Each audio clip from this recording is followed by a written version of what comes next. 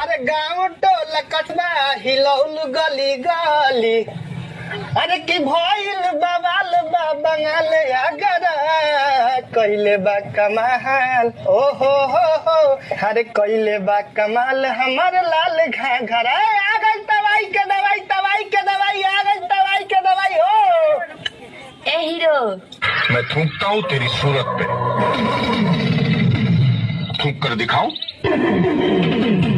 देखा थूक के, नाती के बेटा मुंहे में खो नाठी हुर दे।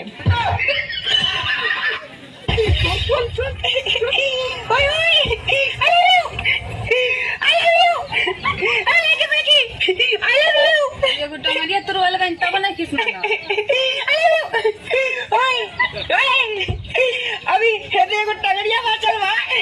हमनी के टाइम के ले के दू आदमी बानी सन। दो गला कहीं का बसरी चने के दाल दे तो क्या जो ने माले क्यों कर बहिनी हमर नो नो नो नो।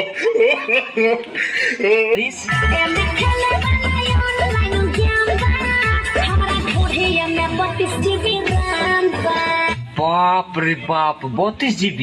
आओ दुलू के मारवा कितना मेगापिक्सल बा? तो माल के पीछे जिंदगी खराब हो गई भाई, पूरा दिमाग डिप्रेशन में आ गई बा। एगो अच्छा गाना बजाओ तो। रुक बजावत क्यों?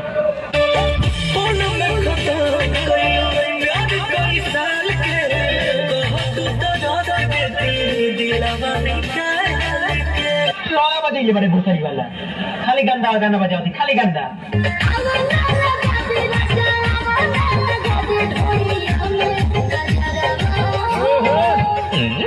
बढ़िया में कजरवा काय हते ना छिपड़ी का मैंने बताया वाले करीला मंदिर जाए का आँखी में काजल लगा ले, ढूंढी में काजल लगावा छे कई जवानी में आगे लगा काय तो भैया तू लगाइए नहीं।